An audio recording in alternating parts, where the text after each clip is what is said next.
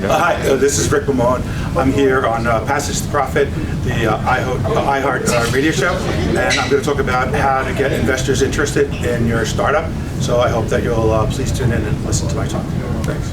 So what do entrepreneurs need to know about getting investment funding? Well, just several hundred things. So the first thing is you have to be solving a compelling problem. So what is the problem? What is the unwanted need that you're trying to solve? So for example, right now my latest company is a company to help radiologists read x-rays and CAT scans and mammograms and things like that. The number of medical images is growing exponentially. So the radiologists can't keep up with the demand. And what's happening is health costs are going up, there's more errors being made, and there's still the same number of radiologists.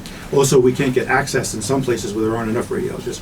So the solution we came up with, and that's the next thing that you want to know, is what is your solution? What's your solution to the problem? So our solution is using an AI, using artificial intelligence to help the radiologists make decisions and triage the x-rays, the medical images very quickly. Well, I want to go back to one of the questions that issues you brought up, and that is, how do you know if there's a long felt need? And how do you know if your solution is going to solve that? Because that's such a fundamental piece of the whole entrepreneurial process. Basically, you don't know. And what you do is you try. Throw caution to the wind. Yes. If you look at eBay, the founder of eBay was trying to come up with an idea, and his girlfriend at the time said, I have a Pez dispenser, an antique Pez dispenser, how can I sell it? He goes, okay, really quickly, I'll make a little website, we'll sell the Pez dispenser. And then people bombarded him with requests to buy Pez dispensers, and that grew and grew and grew into what we call eBay today. Airbnb, the guys were in an apartment, they were designers, and what happened was a designer conference was happening, and they said, you know what, we're kind of low on rent, we need some money, we have a back room, what if we try to rent it and see what happens? And they were swamped with people who wanted to rent it. They charged premium amount of money. The people were happy, the people learned about the community, they learned about the people. They said, hey, why don't we make a business out of this? So, and what I'm going to say today is I initially started a company before this company to use AI to solve medical imaging problems, and what we learned in that company made us pivot, and now this new company, SonaVista, which you can see at sonavistahealth.com. Shameless self-promotion. Yes, I told him to do that. You always got to be pitching. Always, life is a pitch. Yeah. So, yes. So what we did was we pivoted, and now we're into a better place. It's not as big a pivot as, say, the Pez dispensers or the Airbnb guys, but frequently what you think is going to be huge, and you do all your research, many times that's not the thing, it's something else. And one of the things you have to do is be flexible and listen to the customers. When the customers say they want this, you have to do this. You can't say, no, you must buy, what I want you to buy. It has to be what the customers say. I would say that you have to de-risk your opportunity. So there's all sorts of risks. And the investor, what he wants to know is, number one, am I going to get a big ROI? Am I going to get a big return on investment? Most people are financial investors, even corporate venture capitalists. They use a more financial, they're not using strategic moves anymore. Everybody wants financial investment. So what they're looking for is, if I invest $1 million in you, is it pretty much guaranteed I'm going to get 10 million back, or at least 2 million in a couple of years, or something like that? So number one is that. So how do they? So when you say guaranteed, though, I mean, they know that there's no guarantee, but right. The business model is such that if they put in 2 million, the market's there for 10 million, right? Right. Okay. At least. At least. So like in my current company that I'm pitching right now, not this minute on the radio, but what I'm company got. That's okay. Yeah, and maybe here too, is I can guarantee you the growth potential, just going from this round to the next round, you will get at least minimally an increase of a factor of 2. So right now, if you invest in the company, within a year, when I do the clinical trials, when I prove it out and I get the FDA approval, which I've done in the past for other things, the value of the company, I could prove it mathematically by showing you the returns, the multiples on revenue, the multiples on EBITDA, what comparable companies are going for. So the investor gets a good sense of, no matter what, I could bail out and make a multiple on my money. Do the investors understand the technology, or do they just rely on you to be good at it?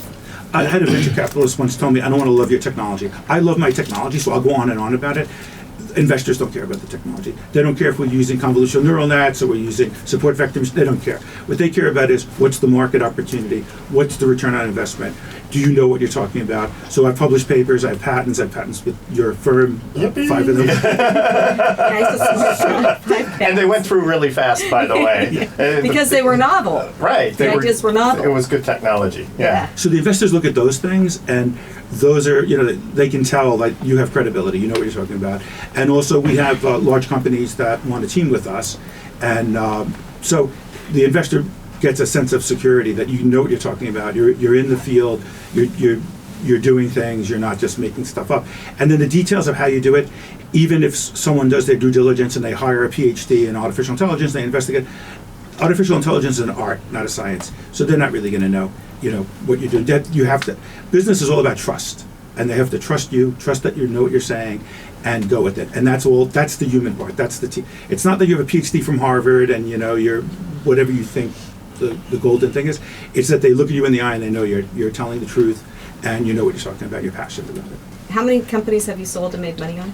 I've made money on 3, and I've made more. So but you successfully exited from 3 companies, let's say. Yes. So let's put you, and maybe they don't like your idea that much, they like your passion, but put you next to somebody who's 25, who's never exited from a company, never had a company before, but has super high energy, lots of passion, and do they split their money between you two? Like, how would they choose? So this is radio, so for our listeners, Rick is older than 25. Yeah. He's got 3 companies, so. I have a face that's perfect for radio.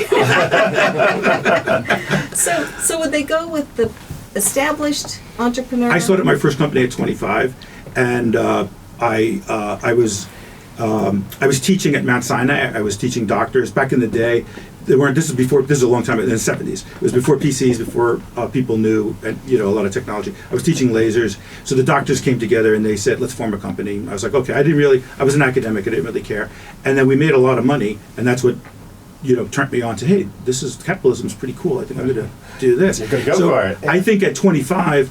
You have the right amount of energy, passion, and ignorance. Because if you do, but the right type of ignorance. Like, I'm getting too old for this. If you do all the things I do, you'd be like, I'm not going to do that. So I'd rather have. Most of the guys who work for me are 25. Pierre Laguerre had a question. He's got a great team. He's got a proven track record of sales. He's got a proven method, and he wants to scale to the next level. And investors just say no. So what's the problem? Well, I think in the type of business that Pierre is in, you're creating a marketplace. So, and as he said himself earlier, you can't really patent the creation of a marketplace. So eBay created a marketplace, Airbnb is a marketplace. So they all have patents, by the way. So but they're at this ancillary. stage, Facebook has a like patent. Right. I know, awesome. But it's hard to have a patent that really means anything, because somebody could just come in and take Pierre's business of connecting drivers and truck.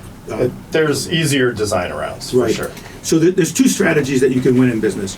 One is patents, which is what I'm firmly entrenched in. I really am. I'm a firm believer in patents.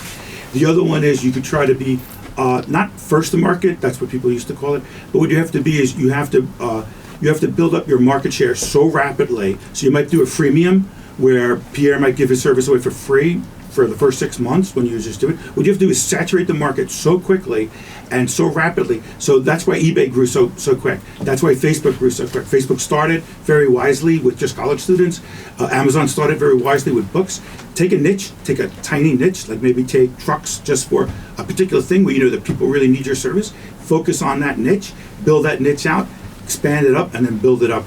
But there's 2 ways to go. One is take over the market, own your installed base, and then upsell and cross-sell them, and keep coming up with ideas. And the other way is to own a patent, and you just take your time, because if anybody messes with you, you say, I'm going to sue you, and I love it. You go after them. So I'm sitting here listening to this thinking, but that all costs money. It reminds me of this old joke I heard years ago on the radio. I think it must have been an iHeart station, because it was hilarious. The guy said, everybody says it takes money to make money.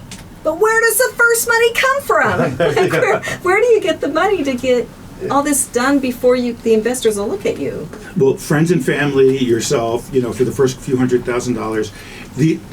But reason you have to have a credible plan. A few too. $100,000, friends and family? Yeah, you have. angel investors. I mean, the trick is None of my friends are family, by the way. Maybe a few $10,000 here and there could help, right? you have to go viral. So that's why I'm not really a fan of the first, because it's a lottery ticket. You're saying that Airbnb is going to take off, Facebook is going to take off. Who knows? Who knows? And who knows if somebody bigger is going to come in and knock you out? The good thing about Airbnb and these is that no one thought there was a market there. When the founders of Airbnb were going around and I heard them talk, I'm like, no one's going to do this. This isn't good. I'm an old man. I'm not going to go live in someone's apartment. Well, there's millions and billions of people. So And if we could all predict with certainty, we'd be billionaires, right? Right, exactly.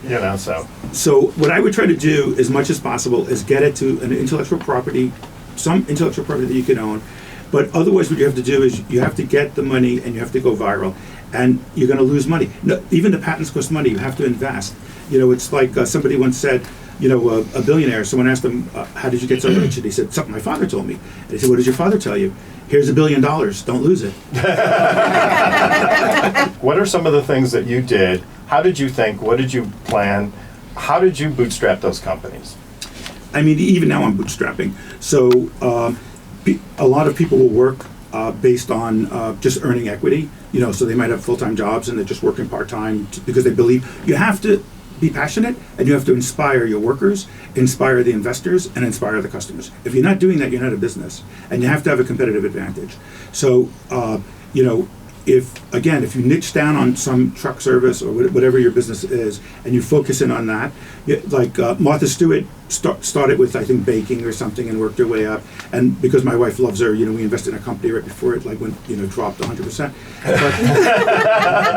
But, brand, I'm not a big fan. I mean, there's all different ways. You could have networking, competitive advantage. You could have brand.